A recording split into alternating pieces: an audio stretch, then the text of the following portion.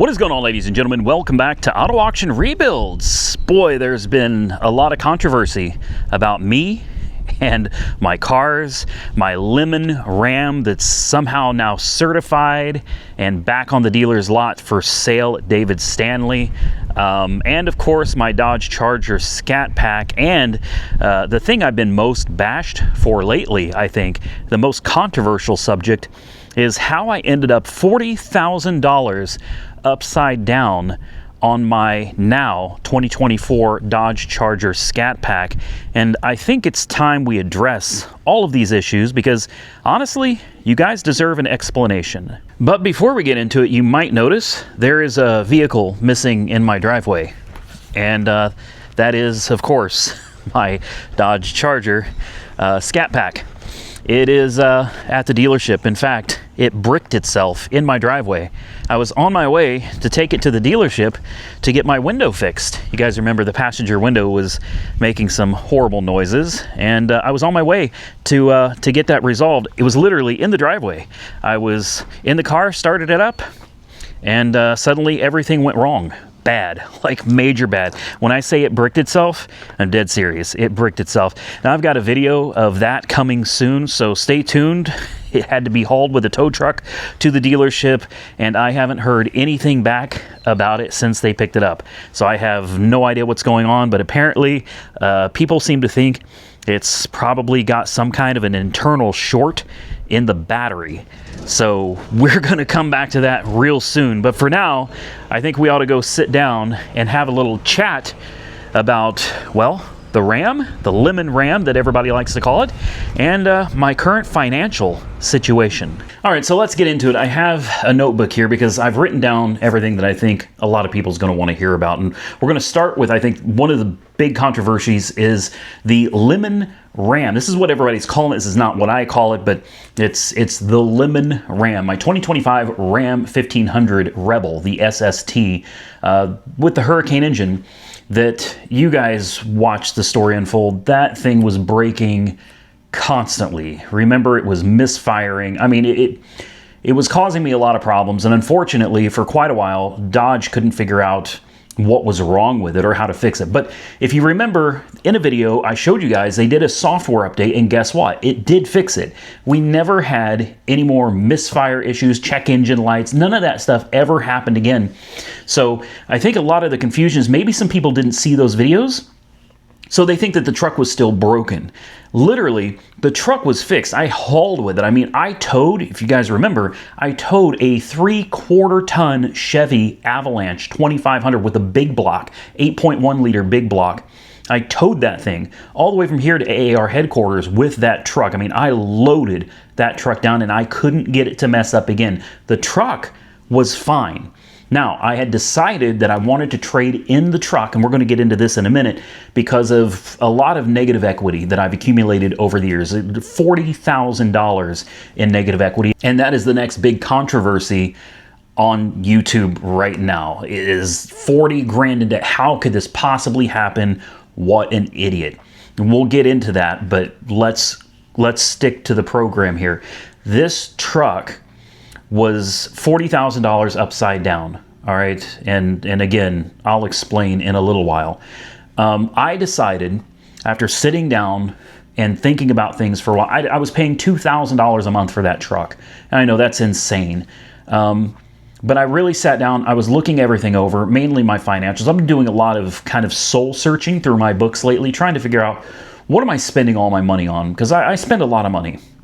Every month, a lot of money is going out to a lot of different things, and I decided I am ready to start cutting things down and cutting back a little bit. I want to put more money into the bank and have less of it just going out to all of these frivolous things. And the car payment's a big one. I mean, $2,000 a month, that is a really, really big one. So I had decided, even though there was nothing wrong with the Rebel at this time, I'd already decided, I think I'm going to try one of these new Challengers. You know, I had to have the Scat Pack. I wanted to have the Scat Pack. I wanted to have the best that they had.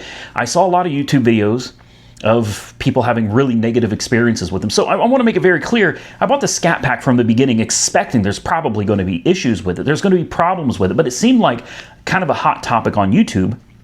And I thought, this will make for a great video series. Now, I didn't go out and buy this lease this car with the intention of making negative reviews on the thing constantly. That was never my intent. But it's an interesting car. It's a unique car, and I really like it. That's the honest truth. I really do. But I had already decided I'm going to lease this car. I'd already worked out the numbers. The deal was already done at the dealership. And I literally went out to my Ram that hasn't had any problems at all since they did the software update. And the Ram wouldn't start. I would say you couldn't make this stuff up, but obviously you can make this stuff up. So you guys are just going to have to take me at my word. I didn't make that up. It wasn't fake. None of the issues with the truck was fake. The truck went through a lot in the time that I owned it. I had a lot of problems with it. And it's crazy that the day I was trading it in with no issues is the day that it gave me the last problem it was ever going to give me. The battery was dead. I mean, stone cold dead. When I put my booster pack on it, it had 0 volts, nothing. What drained the battery? I have no idea. I don't have a clue. And I was really upset because this could affect me being able to trade it in, right? If there's something wrong with the truck, taking it back to the dealership with problems, it could definitely affect my ability to trade in. So I was really upset over it. Thankfully, I mean, it is under warranty, guys. It's under warranty. So it was going to be fixed anyway. I called immediately down to David Stanley. I said, hey, this effing truck is broken again. And I was like, are we still going to be able to do this deal? They were like, if you can get it here, just get it here and we'll take care of it. It's fine. Praise Jesus. Thank you. Thank you. I was so happy to be out of it. Now, after I jump started it, it fired right back up. It was running. I drove it all the way there with no issues, no check engine lights.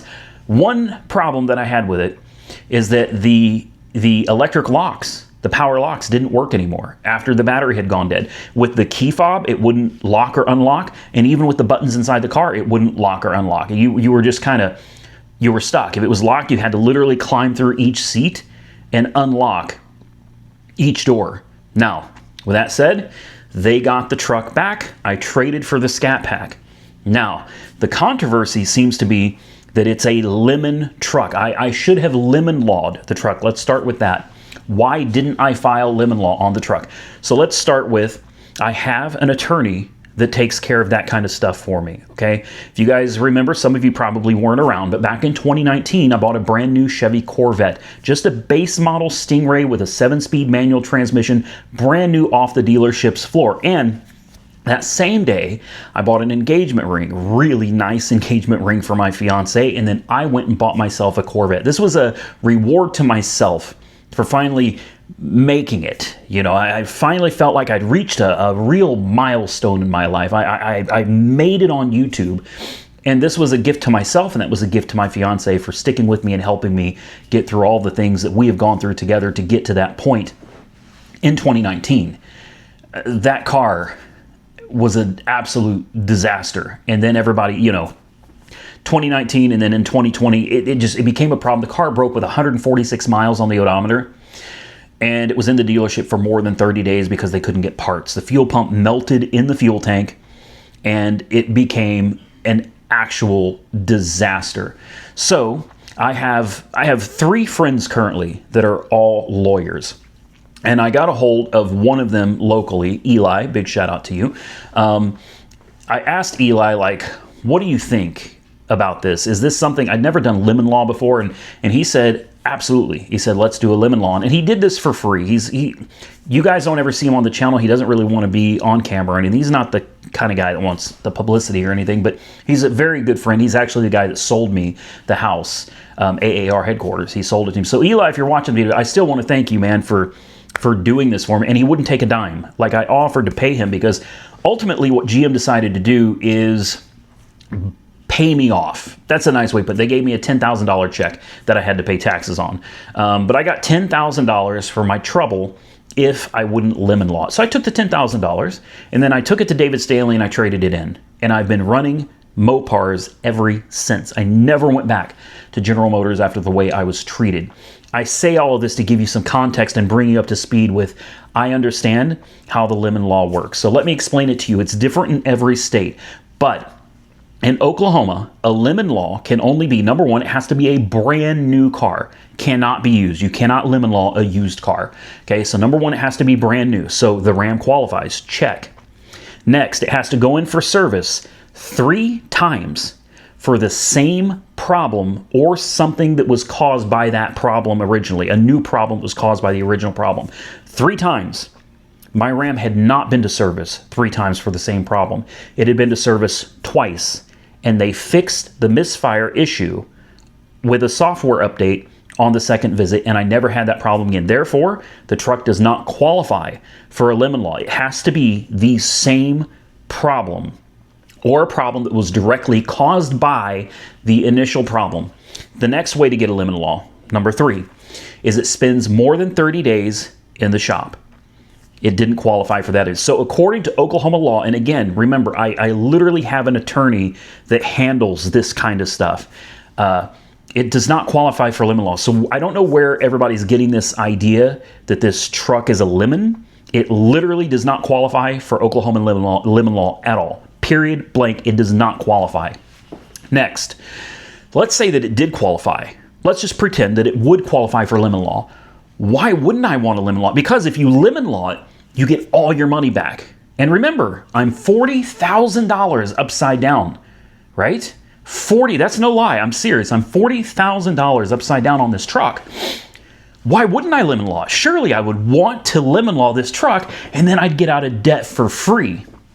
That's yet another issue that people are confused about, guys. This is the problem with when you try to judge somebody about things that you don't actually know about. You don't understand the backstory. You don't understand what's involved, the intricacies involved with things like this. You go out and you end up spewing misinformation, and you end up spreading this lie. It's not true. This is fake news, if you will. And then other people get to talking about it. Before you know it, everybody's in an uproar talking about something that they actually don't know anything about. I'm not attacking anybody. No, I'm not at all. I'm simply trying to bring some transparency to this entire situation, because honestly, guys, it's gotten out of control. So even if you lemon law it, let me tell you what happens. You will get every dollar you spent on that vehicle back. Period. Every dollar that you paid for that vehicle gets returned to you. But what happens to the $40,000 in negative equity? Well, a lot of people think that just gets absorbed, that the manufacturer somehow buys back the vehicle and buys out your negative equity. That's false. It does not work that way. Let me just give you an example.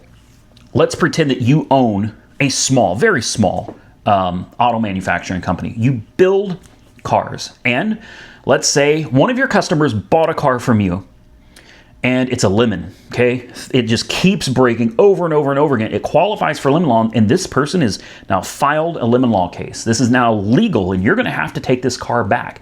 Now let's also pretend that this person had rolled over $10,000 in negative equity from another car, basically bad decisions that they made, or just natural depreciation of a vehicle has been rolled into this loan. Now you pretend this is your money. You have to buy this car back. Should you also have to pay for that person's mistake with negative equity?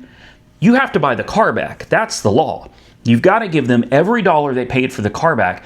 But why should you be responsible for giving them the negative equity that they rolled into a new loan? That's not your fault as a manufacturer. That's not your problem. That's not your responsibility, which means once you give all the money back for the car, remember that car is an asset to the bank, right? So now let's pretend that this is a $30,000 car. That's what you, the manufacturer, sold this car to the consumer for, $30,000, but they rolled over $10,000 in negative equity. All right. Now, remember, the car is an asset to the bank. The bank needs $40,000 to pay for this car. Well, what happens then when the manufacturer is only going to pay $30,000? And then the manufacturer gets the car back. The bank no longer has the car as an asset. So they don't have any leverage if you choose not to pay for it, right? The car is gone, but somebody still owes the bank $10,000.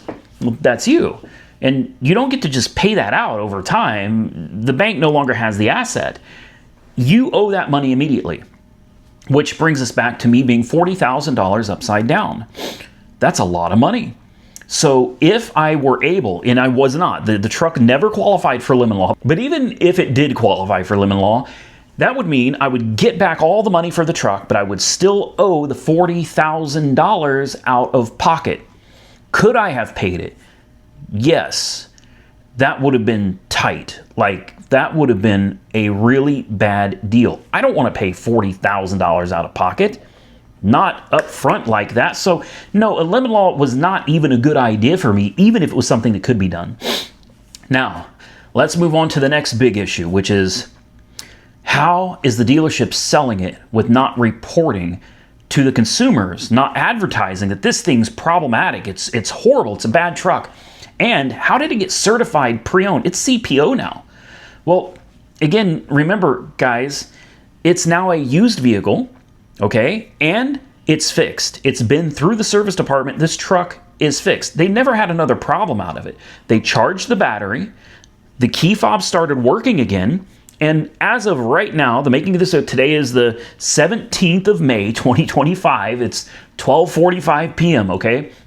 The truck has had no issues. You can go out there at any time and start it up and it runs just fine. Power locks work. Everything works the way it's supposed to. So they're not hiding anything from anyone. The truck is not a lemon. It runs and drives fine, and it's now certified pre-owned, which a lot of people that are complaining about it being certified, you've got it backwards. Certifying it is good. Let me tell you what happens on a brand new truck. On that brand new truck, you get a, 3-year, 36,000 mile bumper to bumper and a 5-year, 60,000 mile warranty on the powertrain.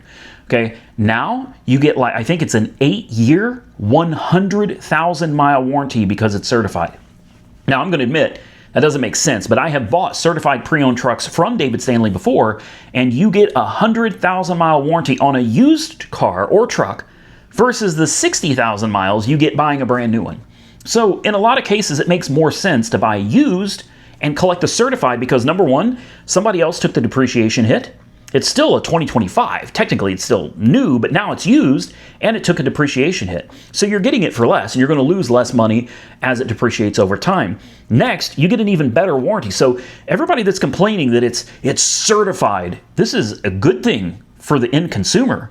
This is a great thing for the person that buys it because you just gain like an extra 3 years of warranty and an extra 40,000 miles of warranty on this truck. So certifying the truck, it's not a bad thing. This isn't like they're screwing over the consumer.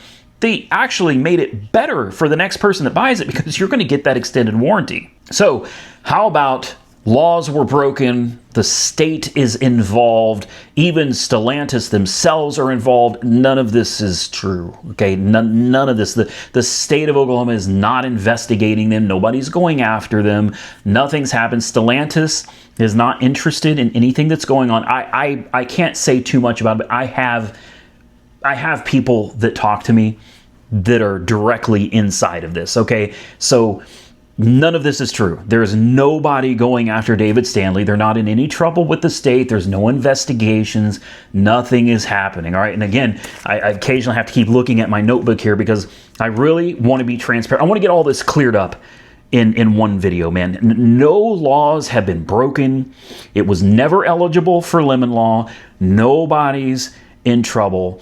So, and the last point on the truck that is, I think, interesting, they actually gave me $60,000 for the truck. They gave me almost everything I paid for the truck back.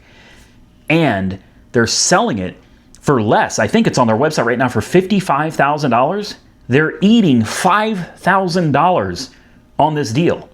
So somebody's getting a brand new truck with an even better warranty than it had when I bought it, and they're getting it for $5,000 less than the dealer paid me for it. Now, let's turn the page, quite literally, onto the next subject. So I'm $40,000 upside down on my current lease, all right? And I made the decision to lease a car so that I could wipe out my debt in 3 years. So I'm going to run some numbers by you real quick, and you can math it yourself if you want to, but I've already done the math myself, and it's the reason why I made the decision I made to lease this car for $1,700 a month. This is the next big issue that everybody has regarding me in this car. 40 grand upside down. Ugh. How? Why? What are you doing? $1,700 a month for a Scat Pack. You can get these things for $20 a month on a lease. I must be an idiot. You're right. To some extent. I'm not going to lie. I'm not the smartest guy on the face of the planet. And you have to remember that I come from, my background is literally, Uber and Lyft and Postmates. And, I started out very poor in life. And within about a 10-year span, I went from a very basic way of living to now I'm into all of this. I went from living in a small house and driving a Chevy Cruze and driving people around for Uber and Lyft to helping start up $1 million company called Maestro in San Francisco, California. I ended up being the social media director for that company, and I held 2 different executive positions at that company with stock options. And remember, I have no formal training. I have no college background in any of this stuff at all. So I had to learn a lot as I started progressing here. It takes a lot to go from driving people around for Uber and Lyft and delivering for Papa John's was something I did before. Literally, I had all the worst jobs. Burger King. I'm not ashamed of it either. You can make fun of that. You can make fun of me if you want to. I used to live in a trailer. I lived in a trailer park. I've been there and I've experienced everything. I've pretty much always been living in poverty, below the poverty line, and basically struggling just to survive. So these last, 13, 14 years of doing YouTube and starting my own businesses, it's really transformed things. So you have to understand that I'm not a guy that grew up in a wealthy family. I did not go to college for business. I don't have any degrees. And I'm 100% not ashamed of any of that. So yes, I will make mistakes. I have made mistakes, and I'm currently paying for some of those mistakes right now. I'm not going to hide that from you. The point of this video is to be fully transparent and just get it all out in the open. So let's get into being $40,000 upside down. Let's go back to the truck for a minute, because this is why I decided to get out of it. For everybody that's wondering, why did I do this and how am I okay with paying $1,700 a month for 3 years and walking away with no car? I'm going to have nothing. I'm going to be left with nothing in 3 years. How is that acceptable? It's called paying the piper. It's what my dad used to say. It's time to pay the piper. Like I said, I've sat down, I started going through my expenses. I'm like, I would like to have more money on hand, and I'd like to cut back on some of the expenses that I have. So I started looking around at places that I doged myself, basically, is what I did. And I saw the truck, and I'm like, good God, man, you're paying $2,000 a month for a truck? Why? Because I'm 40 grand upside down. That's why. How did I get there? Well, you guys may remember I started out by, I bought a Jeep Wrangler brand new from David Stanley. I bought 2 Hellcats. One was 2 Hellcat Challengers, separate times, but I bought one brand new. I bought one slightly used. It was a Hellcat wide body red eye. Then I bought a TRX. I also bought a Grand Wagoneer Series 3. That SUV was like $135,000. I had some problems with the Grand Wagoneer, and I traded it in, I don't know, a month and a half, 2 months after buying it, and I put a lot of miles on it. I drove over 5,000 miles, maybe closer to 10. I ended up losing close to $20,000 on the Grand Wagoneer. That alone, the Grand Wagoneer. Then I bought a Toyota Tacoma from them. It was only a year old. It had no miles on it, and we hated it. I traded that back in, and I lost money on that as well. I did a lot. Guys, I have spent with David Stanley over $650,000 in the last 6 years. Now, you can't buy new cars all the time without eating depreciation. It's the way the world works. I made decisions to buy all of these cars, and every time I trade them in on another one, I end up having to eat negative equity. Well, here's what I did. I put some money down to eat up some of the negative equity, and I rolled some over. And I've been doing this for over 6 years now. That's how we're $40,000 upside down. And the next big question is, well, Randy, if you can afford it, if you have the money, if you make as much money as you say you do, then why didn't you just pay off the negative equity and be done with it? That would have been the smart thing to do. Well, let me help clarify that for you. This is my personal thinking and my personal decision. You may not have done it this way, but this is how I'm doing it, and I'm still okay with it. Sure, I could have paid $40,000 and I could have been done with it. We could be sitting with no negative equity at all right now. That actually sounds pretty good at the moment. But let's be clear about something. I'm always, because of the way I grew up, because of, living in poverty, I have this mentality that I cannot change. I am always thinking about tomorrow, next week, next month, next year. Okay. I look at this whole YouTube and Facebook thing as a gift. It's an amazing gift. You guys that watch my video, you are an amazing gift to my life, to my fiance, to my stepson. Like, this has changed my entire world. And I'm forever grateful and thankful to all of you that participate in making my life what it is today. So let's be very clear about that. But in my mind, I cannot help but think that this is a gift that could be taken away. Okay. So here's my thought process. I can either roll over negative equity into an auto loan and I can keep most of my cash, or I can take literal cash, $40,000, and hand it to an auto loan, a depreciating asset, not knowing what tomorrow is going to bring. YouTube could go under tomorrow. Something could happen tomorrow. I had 2 surgeries recently. All right, I was down and out for weeks. You guys probably didn't notice because I keep a backlog of videos going for an emergency situation. But I got really sick. I had to have 2 operations, and it put me down for quite a while.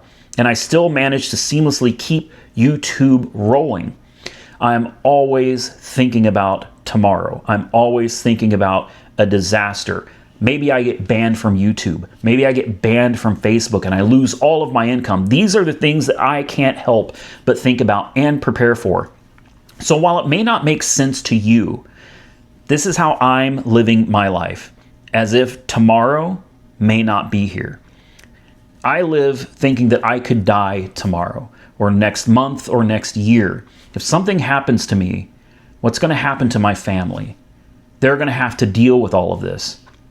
So personally, I could take 40 grand and piss it away into an auto loan. Great. Debt-free. Well, negative equity free. Or I could keep that money in the bank. And if something happens, if YouTube ends tomorrow, if I get sick, if there's a tragedy, that money is on hand for the ones I love. That money's on hand for me if I need it. Auto loan, I don't care about an auto loan. Let me tell you something. If someone you love dies, or God forbid you were to pass away yourself, do you think anybody in your family is going to care about your car, your auto loan? No. You think they're going to continue paying for it? No. Why? You're dead. I'm dead. I don't care about my auto loan, and I hope my family doesn't either. Let the car go back. So if something like that happens, I want my family to have that money because they're going to need it. All right? Things are going to be really bad for them. I want that money to be there for them. I don't care about the car loan. Or if I get sick. Or if I got banned from the platform, I'm going to let my cars get repossessed. Understand that. I'm being very transparent and clear with you. I'm not going to keep paying for a bunch of frivolous cars. Off they go to the repo lot. Let my credit tank. I don't care. I'm going to have a family to support and things to take care of. So the first thing that goes is frivolous car payments down the road. So I could have paid them that 40 grand, and yes, I would be sitting with, 40,000 less in negative equity, but I wouldn't have the cash on hand to really help get me through and on to whatever the next chapter of my life is. Now, also, I understand that if that did happen and the car got repoed, yes, I still owe that money. You still have to pay that money back, and yes, there's still interest on it. I get that, but that's a problem for another day. I need to focus on right now and what's happening in my life that required me to have that money. So that's my mentality. I'm always thinking that something bad can happen, and I want to have the cash, not have it going to a depreciating asset. So now that we got that out of the way, does it make sense? Probably not to most of you. And yes, there's interest on that. So let's go back to the truck. The truck was going to cost me, I did all these numbers. Guys, if I had, everybody's saying you should have just paid off the truck and then you would have owned it outright. You would have had something to show for all this money that you're throwing away. This is, again, a bunch of people, they don't understand my finances, which is why I'm making this video and talking directly to you. They don't understand my finances. You can't, this is, again, you can't just talk about something if you don't actually know about it. You know what I mean? You're spreading misinformation and in some cases lies that people just run off with and tell other people. So let's be very clear. If I had paid for my truck, let's say I buckled down, I made the payments, and I paid off the truck. It would have taken 6 years. I was on a 6-year loan at 8% interest. And I've got good credit. Okay, I've got good credit. It was still 8% interest. I would have paid out over 6 years $122,000 for that truck. Now, if you want to, you can do this for yourself. It's a fun little project. While you're watching, open a new tab. I want you to look for a 6-year-old truck. Okay, it's 2025. Look for a 2019. Look for a 2019 with the miles that I put on it. That truck, I traded it in, good Lord, I don't remember how many miles it had on it, but I've only had it a few months, and I do about 60,000 miles a year, okay? So in my case, I would have had 360,000 miles on that truck. That's not normal, so look for something with 150,000 miles. I think that's more reasonable. A 6-year-old Ram Rebel, look that up, with about 150,000 miles on it. Now, in my personal case, with 300+ thousand miles, what would that truck be worth in 6 years? 12,000, maybe 15 tops, right? So I paid $122,000 for a truck that's worth $15,000. That means I would have eaten $107,000. If I sold the truck for what it's worth, I would be out $107,000. Does that sound like a good deal? No, it's, yet again, these are bad decisions that lead to these kinds of things, right? It's my way of thinking that gets me into these kinds of situations. So what makes more sense? Tossing away $107,000 over the next 6 years because of the 8% interest, or doing a lease. I know what the numbers are, $1,744 a month. Okay, let's figure this out. Let's add this up. $1,744 times 36 months. It's a lot of money. You guys ready for this? $62,784. $62,784. So that is money that I'm going to throw away. I will never see that again. Yes, I am literally going to lose $62,000, almost $63,000, or I could have lost $107,000. So let's do $107,000 and subtract $62,784. I'm going to either lose $62,000 or I'm going to lose $107,000. I would rather lose $62,000. I would rather lose none, but that's just not the reality of it. When you trade cars in over and over and over and over again, you're going to lose money. The dealer wins. They are the house. You know what I mean? The house always wins. The casino always wins. The dealer will always win. You are not going to walk into a dealership and get one over on them, okay? Because they just won't sell you a car. This is the business. The nature of the business literally is this. It's making money. So the difference between losing that $107,000 or losing $62,784 is $44,216.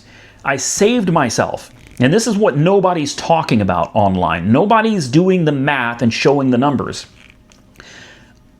The difference is I am now saving, yes, I'm losing $62,000, but I'm saving $44,216 by not paying off the truck and doing the lease.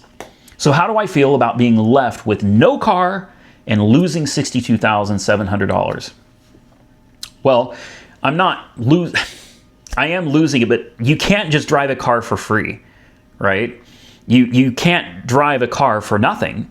it costs money. Even a used car that you own outright is going to require some kind of maintenance and repairs and things of that nature, which new cars have their own maintenance schedules and stuff as well. But you don't get to drive any car for free, especially a brand new one. So remember, I'm $40,000 upside down, which means I'm actually paying $62,784 minus $40,000. That is $22,784 is what I'm actually paying for the car. So let's figure that out. So my actual lease payment, and this, again, it's not good. There's apparently $29 a month lease deals out there to be had. I saw them, but when I called them, they don't actually have any of those deals available. But whatever, I digress on that. My lease payment actually comes out to $632.88 a month. 89 cents, call it 89 cents. So there's the math. Full transparency. Now you guys know everything. All right?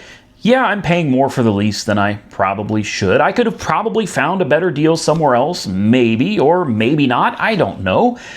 Here's the thing. The car was local, easy to get to. It's with a dealership that I've been doing business with for over 6 years now, a dealership that I'm very happy with. They've taken good care of me. I have no complaints. I have no real regrets with any of this. And just to clarify one more thing, there have been times when I've gone into David Stanley and been like, I want this. And Tony, there's a few people over there taking really good, I mean, there's been quite a few people, but Tony is the guy that's usually coming out to me and he's like, Randy, listen, you're about to be stuck in this deal for a while because you owe too much money. And if you don't put X amount down, you may not be able to get out of this car. Tony has tried talking me out. They don't just sell me cars and laugh all the way to the bank. Somebody might be laughing all the way to the bank because I'm definitely paying the money. But David Stanley has actually tried multiple times talking me out of buying things. And there was one time, I'm not going to get into it, but one time they actually refused to sell me a car. There was one time that Tony came out and he said, I'm not doing it. He said, you're going to have to go somewhere else. And I couldn't believe it. That's when I knew. I was like, okay, I've gotten myself into a bad situation because they're telling me, no, we're not going to sell you this car because we're not going to put you in this even worse situation than you're already in. You know, they're like, you're going to have to start paying some of this stuff off. Okay. And I appreciated that. So I know there's a lot of bad stuff being said about him. A lot of people are angry and they hate him. And, you know, to each their own. I can only give you my experience and my opinion. And no, I don't get paid. I've never been paid or given anything or given discounts. I have never received any type of compensation from David Stanley for saying anything good about them at all. So I don't know what everybody's talking about. I'm not a shill. I'm not a sellout. I tell you guys exactly the way it is. I've had mostly, there's been a couple bad experiences with David Stanley, but for the most part, overall, I have had great experiences. They've taken really good care of me, and I will continue going back. Now, with that said, yes, I had some problems with my 2025 Ram, and yes, I'm having quite a few problems with my 2024 Scat Pack. As you saw earlier, it's not outside, it's back at the dealership. So I thought this car would be good for content.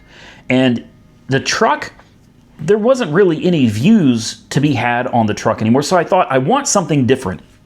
In fact, a lot of people ask me, like, why didn't you go with the Tesla? Why didn't you go with the Plaid? Well, I don't know, maybe some of you haven't seen the videos, but I just had a Plaid. I literally just sold. I didn't trade it. I sold outright my 2021 Tesla Model S Plaid. The problem with the Plaid is while it is an amazing car, it is super reliable. The charging infrastructure is literally perfection. You can drive anywhere and not really worry about the charging network. The range is great. It's a perfect car. 0 to 60 in 2 seconds. I mean, you know, all-wheel drive, 3 motors, 1,026 horsepower. Yeah, and you can get them for 50 grand. You know what I mean? So the problem with the Tesla is it's literally perfect. That is the problem, because for YouTube content, what am I going to do with the Plaid? There's nothing. It doesn't break. It's reliable and it gets good range and it's cheap. There's no video content there. And one of my biggest pet peeves with Tesla, and I want you all to understand, I love Tesla as a I love Tesla. I love the cars. I love the brand. I love the charging. I absolutely love Tesla. So don't think I'm here hating. I'm not. The problem I have with Tesla is they all look the same.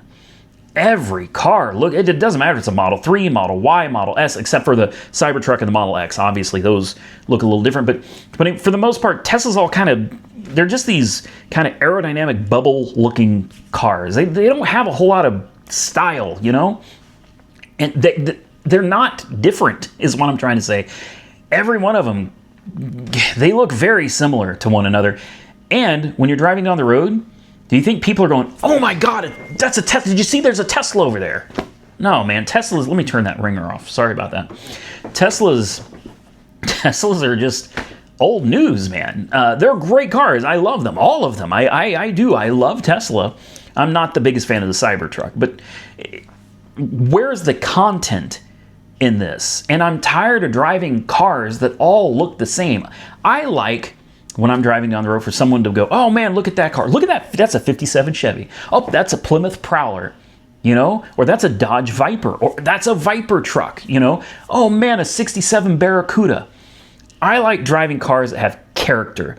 I like driving cars that when people see them, they point or they take a picture, or when I'm at a gas station, they want to stop and talk to me about them. I enjoy that type of attention, I guess is what it is. That's fine. I can come out and admit it. I like the attention that driving odd, different, unique cars brings. I enjoy having young people come up and show interest in some of these things. It's good to know that there are a next generation of car people literally growing right now. That car people aren't just going to die one day and it's going to be over.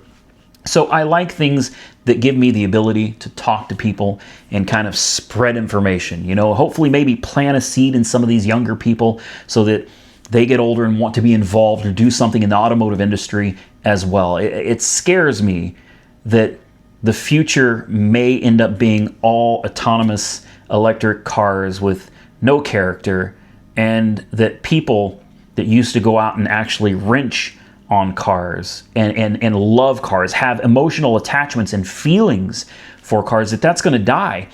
I never in my life have owned a Tesla, and I've owned a lot of them.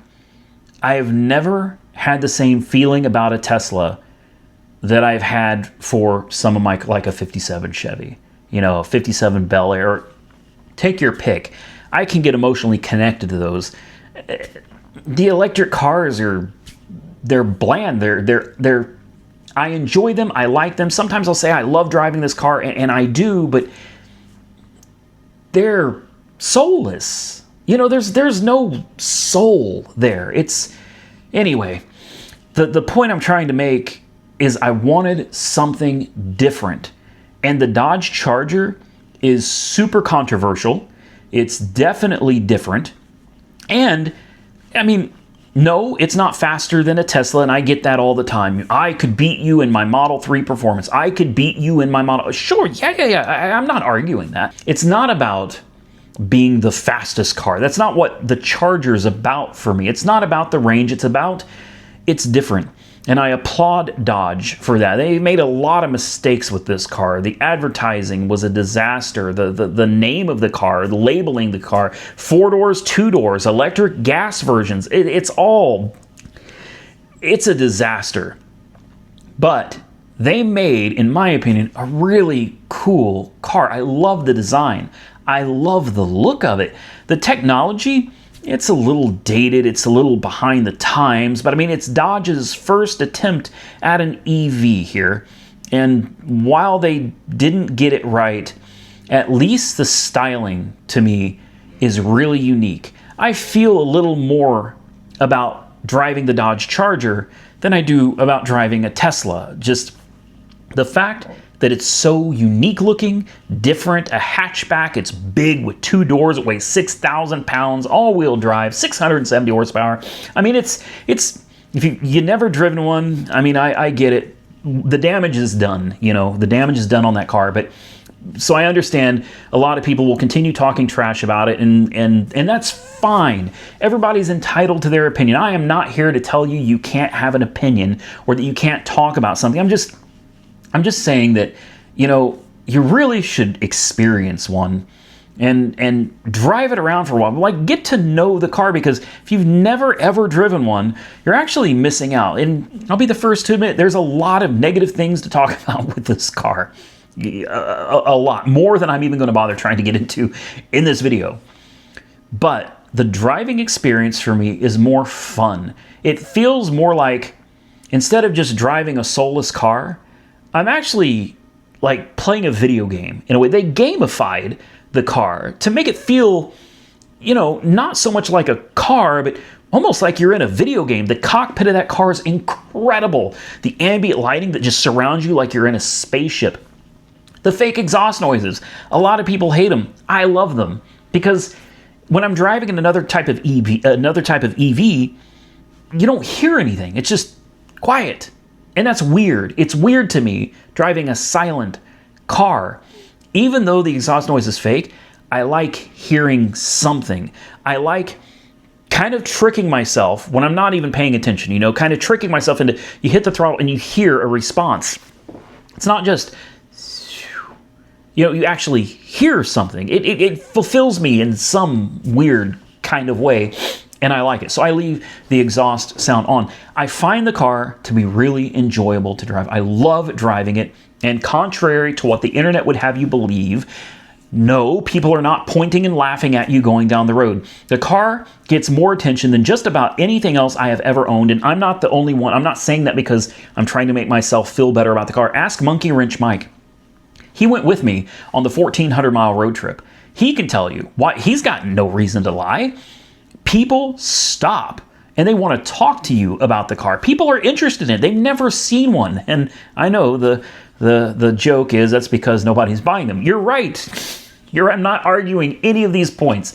I'm simply saying that it's an interesting car. It's a unique car. It's different. It's fun. It's got it's got a unique look. Some people love it. Some people hate it. I'm one that actually loves the look of the car, and I have not had anybody stop and have negative things to say. They're always very inquisitive, very intrigued and interested. They want to look around. People want to take pictures of the car. It's not for everybody. And it is a flop, unfortunately. I think the reputation damage is done. This car probably is not going to survive this. But I also want to mention that Stellantis is, I think this information is out there. I don't know how much is out there. I didn't research any of this. I don't want to say too much and get myself in any kind of trouble. But Stellantis is working with somebody on a new type of battery technology, and the goal is, a lot of people think that this is like coming next year. I don't think so, but Stellantis is working on a new battery technology that could easily get these electric cars of theirs, and I'm hoping they can. I hope they make the Banshee. I really do. That would be the next car I would probably want to get. But I think we're looking at maybe 2027, 2028 is my opinion. I think we're looking at a new battery technology for these cars that could enable you to go around 500 miles on a single charge. All right. This is where the battery technology is finally catching up and making it a real competitor to gasoline engines, to ICE vehicles. 500 miles of range and being able to charge from like 10% to 80 or 90 in like 10 minutes. Okay. That is a game changer. That makes these vehicles very competitive. And I'm going to be interested to see if Tesla is currently working on this same type of technology, if they're adopting this type of technology. I'm not really following much with Tesla these days, but if all these electric vehicle companies start putting batteries that can have a range of 500 miles and can charge, up to 80 or 90% in 10 minutes, absolute game changer. I mean, this would literally change the entire face of the EV world, and I'm excited for it. I still love my ICE cars. I love gasoline. I love big engines that make lots of noise. I love burning rubber. I love gas cars. I'm not some EV fanatic, but I find this new technology very interesting, very intriguing, and I'm excited to be part of this journey. For better or worse, I'm going to bring you guys the videos, and I'm going to share my experience with you. And for everybody else that's saying that I'm, some kind of a shill for electric car. Are you serious? Have you seen the videos on this Dodge Charger? It's not been good, guys. It's not been good. Almost every video I make, there's another problem. I'm hoping that at some point this car all gets resolved and I can really just enjoy it and make some positive videos for you guys. But unfortunately, my experience with this car has been very, very negative, and you won't hear me argue with anybody online over that. If I wanted to shine a positive light on this car, you guys would not be seeing any of these videos. Now, the final thing I want to get to, and this is a big one. This is a big one. I was $40,000 upside down on this car 3 weeks ago. Today, I'm $29,000 upside down on this car. How's that possible? Well, I'm going to throw some screenshots in here for you because inevitably people are going to say I'm lying or it's not true or whatever. But you guys have enjoyed watching the videos of this car as well. And because of you, the car videos have made $11,000 in the last 3 weeks. I've gotten something like 368,000 views on one video. I think it was something like that. Total videos on this car over the last 3 weeks have surpassed 700,000 views, and they're still snowballing. The views are still going strong on these cars, and there's more videos to come. Now, for those over 700,000 views, they have paid out just on this car alone in 3 weeks. I have made $11,000, which takes me from $40,000 because every bit of this is going to the car, period. So we went from 40 to 29, just like that in 3 weeks. So my last point is to the people that say, I am an idiot and I don't know what I'm doing. I have no financial sense. I make bad decisions. You can't do this. Listen, I appreciate people leaving feedback. I wish more of it was accurate. So negative equity, can you write that off on your taxes? Yes, you absolutely can. And yes, I have a CPA. And like I said, I do have 2 lawyers. I don't really need them for this kind of stuff, but I do have a CPA that handles my taxes every single year. He's been doing it for years for me, okay? Yes, you can absolutely write these off because every one of these cars, these are all business expenses. I am buying these cars or leasing. I'm making videos for you guys with these vehicles. These vehicles are basically props. It's for the channel, for video content for you guys. So what that means is all of this negative equity, it eases my tax burden at the end of the year.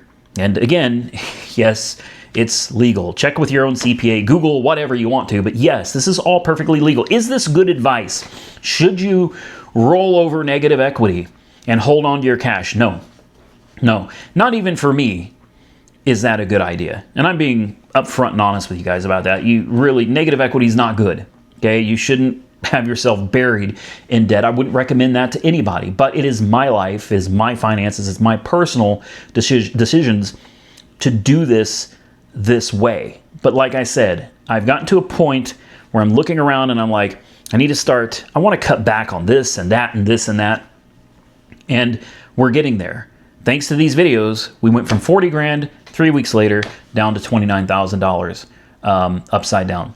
So, I know a lot of people don't exactly understand how YouTube works or even how much it pays out or anything like that, and that's understandable. So hopefully this brings a little bit of clarification, all right? Taxes, this helps. It may not be the way you would do it, but it's the way I'm doing it. And the videos that actually make money. YouTube isn't just something you do for fun. It used to be, but it is a business now. This is my business. This is one of 2 businesses that I run. And I have another channel as well called The Car Addict. I'll put a link down below. That channel is basically just reruns of stuff that I posted on my main channel. And that channel is growing exponentially. That channel brings in about $3,000 a month. It's not a ton, but I mean, you're talking $36,000 a year for old content being recycled on a new channel. I mean, is that petty? I don't know. Maybe am I doing something wrong? I think if I can take old videos, turn them into new videos, and make $36,000 a year doing it, why wouldn't I do it. And then there's you guys. I have to give a really special shout out and thank you to all of you. This is something I thought about. Like I said, I'm filming this today. The video is coming out today. Without all of you watching the videos, even those of you that hate me, even those of you that can't stand me, you don't like my channel, you still come back and watch, and you still come back and comment. Some of you might even, throw a video out there about me.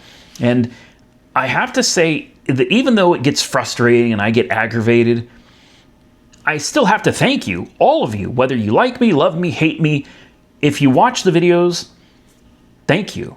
If you bring people into my channel, if you tell someone about me and people are coming into my channel to watch my videos, I believe I don't want to, but I have to thank you because you are part of the big picture. And that goes to everybody. Some of you out there think that, I have a major problem with you or something, and I mean, I really don't. I'm too old, and quite honestly, I'm just too tired to be sitting here fighting with everybody anymore. And that's something I've had to just sit around and think about for the last couple of days. I'm tired of fighting. I don't want to fight with anybody. I don't want any YouTube drama. I don't want any beef with anybody. So what I've decided to do is I'm just going to stop. I'm going to stop watching all the negativity that other people are saying about me. I'm not going to watch anymore. I'm done. I'm not going to watch any more videos from people that are generally just talking smack and have negative things to say. Because at the end of the day, if they're mentioning my name, they're bringing in views to my channel. Bad publicity is good publicity. So I need to thank you for that and just shut my mouth and walk away. So that's what I'm going to do. No more. No more watching videos. No more getting pissed off about what other people are saying. It doesn't matter. It's YouTube. Everybody has the right to their own opinion. And with that, I should apologize because I did say in a previous video that if you don't own this car, I don't think I said it that way, but that's the way it was interpreted. People seem to think that I said, if you don't own this Charger, you have no right to talk about it. And I may have said something similar. I honestly don't remember. So I apologize for that because that's 100% not true. It's not accurate.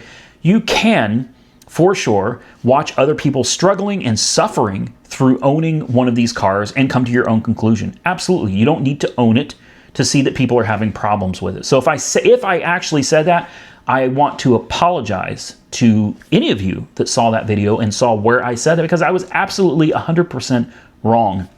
Let's try to remember something. Hey, I'm a person just like any of you out there are. I make mistakes. I get mad. I get angry. I say things sometimes I don't mean. And sometimes I get my feelings hurt. Believe it or not. I'm just like the rest of you out there. So I wanted to end the video on that note. Mainly, the ending of this video is to say thank you. Genuinely, from the bottom of my heart, thank you. Because I am living a life that I could have never imagined being able to live before. And while I'm not rich, I'm absolutely not rich, not bad for a kid from the trailer park. You know what I mean? So seriously, thank you. Whether you like the content or not, if you come back and you watch the videos, and I'm being genuine, I sincerely mean this, and that every single one of you that are watching, thank you. My family thanks you. I thank you. You've been an absolute blessing to our lives. YouTube has been an absolute blessing to our lives. With that, I'm going to get out of here, guys. I hope you enjoyed this very real, kind of raw video that I made for you. Please consider subscribing to the channel if you haven't already subscribed. Videos of my broken Scat Pack coming very soon. And I want to assure you, we're getting back to regular content. We're going to not film nearly as much of the EV stuff, and we're going to get back to the stuff that we normally do on the channel. So again, thank you all for watching. Stay safe out there, everybody. I look forward to seeing you all again very soon in the next one.